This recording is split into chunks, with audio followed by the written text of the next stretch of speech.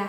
Nah sekarang aku udah ketemu nih nama yang cocok banget buat tiap episode aku.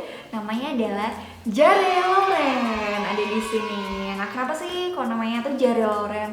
Karena aku orang Jawa ya. Aku tuh orang Jawa. Jadi kalau jare itu bahasa Indonesianya adalah kata atau menurut kayak gitu. Makanya Jare Loren tuh artinya adalah menurut Loren atau kata Loren gitu. Jadi di sini kita bakal bincang-bincang, banyak-banyakin sharing kayak gitu. Nah, di episode kali ini episode 1 aku akan membahas tentang bisnis yang kemarin udah aku singgung tentang my baby yang baru aku lahirkan di tahun 2020 di saat di tengah-tengah pandemi. Namanya adalah Loren Prilove. Ada di sini. Nah, kenapa sih kalau namanya Loren Prilove? Sebenarnya nama Loren Prilove ini udah lama banget sih, karena kan aku backgroundnya kan entertain ya.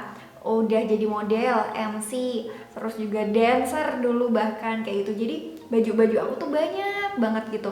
Emang setiap take atau setiap jadi host kayak gitu kan baju kita harus beda-beda terus ya, tuntutan pekerjaan. Maka dari itu aku punya baju tuh banyak banget. Nah, mulai di tahun 2016 itu saat aku kuliah semester 1 di Jogja, aku itu mulai untuk jual-jualin baju aku, sepatu juga segala macam. Ada di namanya tuh Carousel kalau kalian tahu. Nah, di situ ternyata tuh langsung ludes gitu loh, benar-benar langsung zero. Nah, dari situ aku punya duit jadi banyak gitu. Terus aku belanjain lagi deh baju-baju, sepatu buat mendukung pekerjaan aku kayak gitu.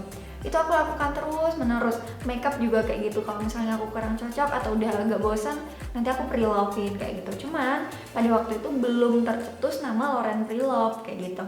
Lalu pas aku di Cina, aku btw kuliah di Cina ya, nanti aku ceritain background pendidikan aku di episode selanjutnya. Jadi aku kuliah di Cina di tahun 2018, double degree. Lalu setiap pulang ke Indonesia, winter break atau summer break, aku itu selalu bawa baju itu segaban, banyak banget gitu. Di Cina tuh kan fast fashion banget ya, sebenarnya di seluruh Indonesia tuh fast fashion. Cuman di Cina tuh sekarang apa sih yang nggak made in China kayak gitu ya nggak sih? Jadi aku beberapa beli baju di sana yang emang bener-bener kualitasnya tuh bagus banget dengan harga yang murah kayak gitu. Kadang aku buka just tip juga, pokoknya apapun deh yang bisa diduitin tuh aku duitin gitu kan. Lalu pada waktu itu aku balik ke Indonesia, sebenarnya belum forget ya. Jadi di tahun 2020 Januari aku balik ke Indonesia untuk winter break, dan harusnya balik ke China lagi itu di bulan Maret tahun 2021 untuk menyelesaikan semester akhir aku yang abis itu nanti bakalan oral defense. Kalau di Indonesia mungkin namanya sempro, sidang proposal atau segala macam yang ada di Indonesia. Kalau aku di sana tuh hanya oral defense. Sebenarnya ya sama aja sih, menjelaskan tentang skripsi kamu tuh apa, thesis kamu tuh apa kayak gitu. Terus pas balik ke Indonesia ternyata kan ada corona tuh di tahun 2020 bulan Januari akhir, itu boom banget di China kayak gitu. Jadinya China ditutup, bordernya segala macam ditutup. Lalu bulan Maret nggak bisa balik ke sana, diundur bulan Mei tetap nggak bisa balik ke sana. Jadinya oral defense-nya online, lalu aku wisudanya juga online, dan yaudah dia mau kayak gimana lagi gitu. Nah terus di bulan Mei itu kayaknya aku hampir oral defense deh. Itu ada tapi ada teman aku yang papanya tuh di PHK sehingga dia itu makan aja susah kayak gitu. Sedangkan sebelumnya aku tuh baru aja jualan baju-baju aku yang dari China kayak gitu kan. Terus aku punya uang ternyata dari situ.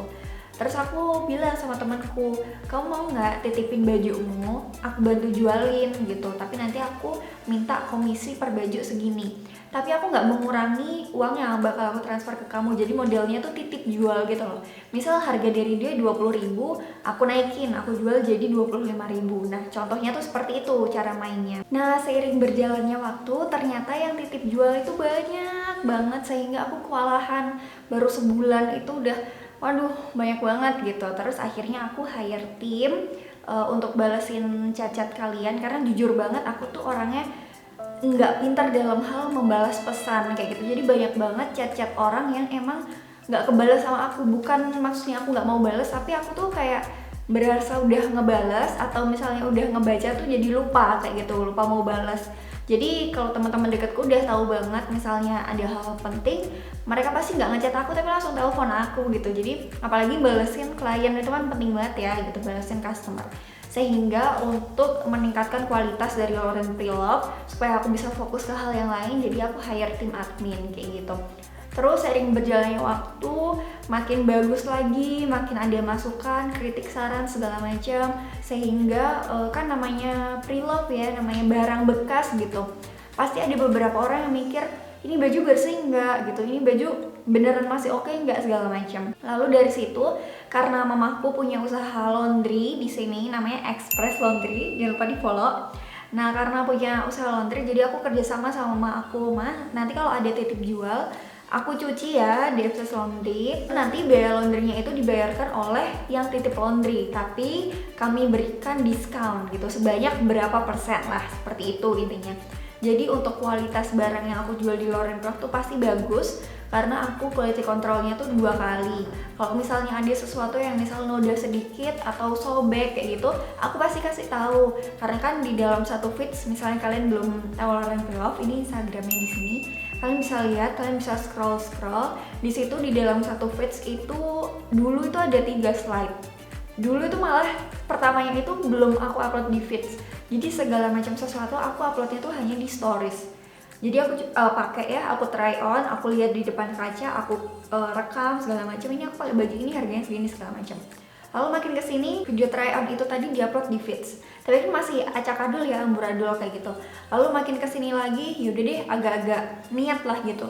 Jadi bajunya aku taruh di manekin, terus manekinnya aku video segala macam secara detail. Lalu berkembang lagi, backgroundnya dihilangin, dikasih warna apa segala macam supaya customer itu pas lagi nge-scroll itu nyaman kayak gitu. Oh oke, warnanya benar-benar warna asli, nggak dikurangin, nggak diedit segala macam kayak gitu. Jadi emang customer tidak merasa tertipu kayak gitu. Kalau ada hal-hal yang minus gitu, defect juga aku kasih tahu semuanya. Nah karena aku berikan trust ke customer itu tinggi banget, dan juga tanggung jawab aku itu sangat amat tinggi banget. Misalnya dulu kan namanya memulai sesuatu pasti nggak langsung kayak gini ya, pasti ada kayak gini-gininya. Ada beberapa hal yang mungkin kurang di dalam pengiriman barang kayak gitu. Jadi misalnya setiap ada komplain aku benerin lagi, oh iya berarti besok harusnya seperti ini, sehingga Lauren Preloved sampai sekarang. Yang dulu followersnya 0, sekarang udah di kayaknya 8 ribuan deh. Itu juga aku senang banget, dan aku nggak capek buat marketingin. Jadi yang marketing tuh aku sendiri juga, selain aku misalnya endorse ke orang, aku juga cari-cari free endorsement di TikTok kayak gitu. Namanya membangun usaha di era pandemi, siapa sih yang punya uang gitu ya. Aku juga semuanya pure pakai uang aku, nggak ada dibantu siapapun.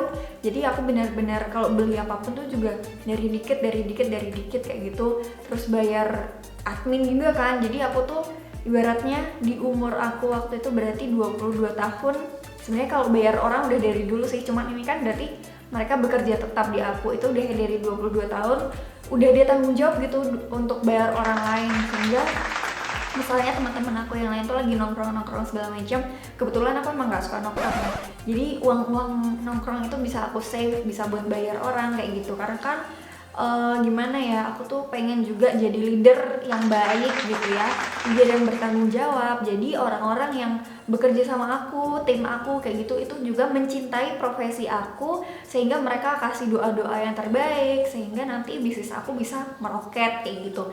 Jadi buat business owner di sini, kalau bisa tim kalian tuh dirangkul, disayangin, jangan mentang-mentang itu mereka bekerja sama kalian terus kalian sia-siakan. Jangan kayak gitu, karena kita nggak ada yang tahu ya hidup ke depan tuh seperti apa. Bisa aja nanti kita yang butuh mereka, atau mereka yang tetap butuh sama kita nggak ada yang tahu kayak gitu. Jadi aku berusaha sebaik mungkin untuk memenuhi tanggung jawab aku kepada tim aku, tanggung jawab aku kepada klien aku. Nah percaya deh, kalau misalnya kalian jujur dalam melakukan sesuatu dan tanggung jawab, jangan banyak ngeluh. Aku dulu tuh juga capek banget, misalnya semuanya kan aku lakuin sendiri, try on aku lakuin sendiri, lipet-lipet baju, packing, balesin klien segala macam, tuh capek banget gitu. Somehow ada waktu dimana aku tuh pengen ngeluh, kenapa sih teman-teman aku yang lain tuh kerjanya enak-enak, nggak harus kayak aku kayak gini gitu. Tapi makin kesini kayak Ya kalau misalnya aku nggak melewati hal-hal seperti itu, aku nggak mungkin sekuat sekarang kayak gitu ya kan. Jadi buat kalian yang sekarang mungkin melewati hal-hal yang berat, mengeluh gitu melihat orang lain, kalau bahasa Jawa tuh wang sinawang ya. Kalau kita nyawang orang lain, melihat orang lain tuh berasa kayak kok hidupnya enak banget ya, sedangkan kita tuh kok struggling banget, kapan kita suksesnya segala macam. Kalau setiap ada perasaan buat aku quit, buat aku berhenti, aku tuh selalu mikir bentar lagi aku sampai kok ke tujuan aku kayak gitu. Jadi jangan sampai kalian quit karena kalian capek kayak gitu. Kalian harus quit kalau emang bener-bener tuh udah mentok, udah nggak ada jalan lain. Kalian boleh deh quit kayak gitu. Atau kalian udah defisit mulu, itu quit lah. Itu lebih rasional. Tapi kalau cuma capek kayaknya kurang ini ya, kurang bagus ya kalau langsung quit. Apalagi sebagai pebisnis tuh kita harus punya mental yang baja. Mental diomongin orang, mental bangkrut, mental dibohongin sama tim, mental dibohongin sama customer, misalnya barangnya nggak kenapa-kenapa tapi dia komplain apa segala macam. Makanya dari awal kita harus tahu nih dari dasar packing kayak gimana, keuangan kayak gimana, sehingga kita nggak bisa tuh dibohongin sama tim yang kerja sama kita. Toh kalau kita baik sama mereka, insya Allah mereka juga nggak bakal nusuk kita dari belakang kok gitu ya kan. Nah dari situ Lauren Pre-Love-ku berjalan dengan baik sampai akhirnya di bulan Maret 2020 itu aku daftar. Ini sebelum Lauren Pre-Love lahir ya, 2020 Maret itu aku daftar di Universitas Ciputra di Surabaya yang khusus bisnis. Pilihannya sebenarnya ada dua, di Prasmul atau Ciputra. Tapi kalau kata mama aku mending di Surabaya aja deh daripada di Jakarta kayak gitu, karena takut macet, banjir segala macam, namanya orang tua ya gitu. Aku juga lebih streknya di bagian utara-utara sih daripada ke barat-barat kayak gitu. Terus ya udah akhirnya aku daftar. Terus alhamdulillah juga dapat beasiswa potongan studi gitulah, lumayan ya karena kan Ciputra Jawa gitu ya, mungkin di sini ada yang udah tahu. Terus juga tapi so far aku kuliah di Ciputra tuh bener-bener wow, ilmunya tuh banyak banget. Nanti mungkin di episode lain aku bakal ceritain ya gimana rasanya kuliah di Ciputra di S2-nya. Terus dari situ karena khusus bisnis ya, jadi orang-orang lain, teman-temanku yang lain mungkin ada yang udah punya family business atau baru mulai juga kayak aku kayak gitu. Jadi kita bener-bener memulai bisnis itu from the scratch gitu. Kayak gimana sih caranya kita sebagai leader? Gimana sih kita sebagai misalnya kita mau jadi karyawan kayak gitu? Itu ada kelasnya sendiri-sendiri. Kalau aku jujur ngambilnya sebagai leader karena aku adalah owner dari perusahaanku sendiri kayak gitu. Sehingga aku harus tahu gimana caranya mengelola bisnis aku, mengelola orang-orang yang ada di dalamnya segala macam. Sehingga Lauren Pre-Love itu menurut aku berkembang juga banyak ilmu yang aku ambil dari kuliah S2 kayak gitu. Mungkin kalau misalnya aku nggak punya privilege untuk bisa kuliah S2, mungkin Lauren Pre-Love nggak bakal jadi yang seperti sekarang kayak gitu. Mungkin ilmu aku, knowledge stock aku nggak sebanyak itu untuk mengembangkan Lauren Pre-Love kayak gitu. Jadi aku bersyukur, kalian juga harus bersyukur kalau kalian punya privilege bisa sekolah, bisa kuliah, bisa punya bisnis sendiri, bisa punya tim kayak gitu. Kalian harus bersyukur. Jangan banyak ngeluh, pokoknya usaha terus sampai kalian mencapai mimpi kalian masing-masing. Nah itu adalah background di balik Lauren Pre-Love di bagian sosialnya. Lalu selain itu background di lingkungannya adalah kalian tahu ya kalau misalnya dunia ini tuh udah semakin panas gitu ya, apalagi fashion itu kan fast fashion ya. Minggu ini lagi hitsnya yang kayak gini, minggu depan bisa aja Sabrina, minggu depan lagi bisa aja turtleneck gitu ya. Jadi fast fashion banget. Di India itu baju bekas tuh udah numpuk banget jadi limbah yang nggak bisa didaur ulang. Bayangin nggak bisa didaur ulang ya gitu. Jadi padahal dunia kita segini-segini aja. Dunia kita tuh nggak extend gitu ya, nggak bertambah. Sehingga kalau kita kasih baju terus gitu ya, itu bakal ketutup gitu ke depan. Gimana anak cucu kita, kan kasihan. Nah dari situ aku juga mikir fast fashion ini caranya gimana ya biar aku bisa ikut serta untuk istilahnya menjadi khalifah untuk merawat bumi tempat aku tinggal kayak gitu kan. Kan katanya tuh kita sebagai umat muslim harus merawat bumi kita kayak gitu kan. Salah satunya itu aku jual barang bekas, baju bekas itu supaya baju aku bisa dipakai orang lain, baju orang lain bisa aku pakai. Karena mungkin misalnya baju ini aku pakai 1-2 kali, buat aku udah nggak valuable. Tapi saat aku jual ke orang lain, baju ini jadi valuable lagi, bisa mereka pakai kuliah, bisa mereka pakai kerja segala macam, sehingga value dari baju itu tuh masih ada terus dan tidak tergerus kayak gitu. Nah itu adalah salah satu prinsip aku untuk melindungi lingkungan. Daripada kalian cuma keluar-keluar, ayo lindungi lingkungan. Mulailah dari hal kecil. Nah ini adalah cara aku untuk memulai melindungi lingkungan versi aku. Tapi kalian boleh lain-lain kayak gitu ya. Itu tadi yang pertama sosial, yang kedua lingkungan, yang ketiga fashion. Aku suka banget sama fashion. Terus juga pekerjaanku kan juga di bidang itu gitu ya. Jadi aku suka mix and match segala macam sehingga aku menjalankan Lauren Preloved ini tuh kayak main-main aja gitu. Jadi aku menjalankan passion aku, which is tuh happy banget ya kalau kalian bekerja untuk passion kalian. Misalnya kalian yang suka ngomong gitu ya, kayak aku suka ngomong, terus kalian jadi MC, kalian bikin konten kayak aku kayak gini, sharing di depan kamera, itu senang banget karena kita memang suka. Nah coba kita lihat misalnya teman kita sukanya ngomong juga, tapi mereka nggak punya privilege yang cukup untuk bisa melakukan apa yang seperti kita lakukan. Misalnya pintar ngomong tapi nggak pede kayak gitu, terus mereka end up jadi misalnya karyawan BUMN, terus mereka tertekan apa segala macam. Nah itu kan mereka berarti kasihan ya. Buat kita yang bisa menjalankan pekerjaan sesuai passion kita, bersyukur ya, jangan lupa bersyukur.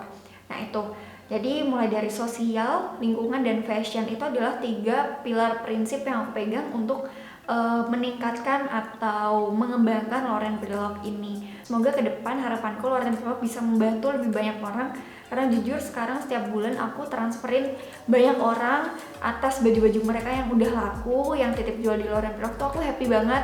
Mereka banyak banget kasih doa-doa buat aku dan tim aku. Makasih ya kak, karena kakak aku bisa dapat uang gini, nggak kepikiran mereka kalau bisa jual baju mereka. Jadi aku seneng banget bisa bantu-bantu banyak orang. Terus juga di Lauren Preloved itu kami rutin untuk mengadakan donasi. Jadi misalnya nih si Mawar nih, Mawar titip jual ke Lauren Preloved, udah beberapa bulan tiba-tiba beberapa baju belum laku. Nanti dari tim kami akan menanyakan, kak bajunya kan belum laku, apakah mau dijual obral atau apakah mau didonasikan. Nah kebetulan banyak dari mereka tuh yang mau untuk didonasikan. Jadi aku juga secara rutin mendonasikan baju-baju teman-teman yang titip jual dan baju-baju aku sendiri didonasikan ke panti asuhan yang ada di sekitar kota aku. Atau kalau misalnya aku lagi ke kota lain, aku biasa donasikan ke kota-kota lain juga kayak gitu. Jadi insya Allah kalau misalnya kita mulai sesuatu dan banyak doa dari banyak orang gitu ya, mulai dari tim kita, customer kita, orang yang kita bantu, insya Allah tuh bakal gampang gitu loh bisnis kita. Aku sih berharapnya seperti itu. Nah itu sedikit background tentang Lauren Preloved. Nanti aku pengen ke depan mungkin share lagi tentang gimana sih cara marketingnya, terus gimana sih jatuh bangunnya segala macam. Karena jujur Lauren Preloved udah setahun lebih itu tuh kayak gini-gini gitu. Ada pas naik banget, ada pas turun banget, nggak ada yang beli sama sekali. Itu gimana sih cara aku overcome it gitu. Terus apa sih yang jadi hambatan, kok bisa nggak ada yang beli itu kenapa, kok bisa ramai itu kenapa, kayak gitu. Nanti aku bakal share ke kalian di episode berikutnya di Jari Lauren yang lain. Kayak gitu teman-teman. Mohon maaf kalau misalnya ini video panjang, tapi yang pasti aku pengen share ke kalian tentang perspektif aku memulai bisnis Lauren Preloved. Untuk ke depan aku juga bakal share tentang rent organizer juga atau bisnis-bisnis aku yang lain, kegagalan-kegagalan aku yang lain, supaya kalian bisa belajar dari kegagalan aku dan kalian gak usah walk through it gitu, tidak usah melalui kegagalan itu, cukup dengerin cerita dari aku aja kayak gitu. Aku harap cerita aku hari ini di episode Jari Lauren episode 1 bisa bermanfaat buat kalian. Feel free untuk kasih masukan di comment box. Terus juga kalian bisa DM aku di Instagram aku Laurencia, atau kalian juga bisa kepoin TikTok aku Laurencia. Atau kalian juga kalau misal ada yang mau kolaborasi kerjasama, bisa langsung kontak manajer aku yang nomornya ada di description box. Oke, mohon maaf ya kalau ada salah-salah kata. Kita ketemu lagi di Jari Lauren selanjutnya. Bye.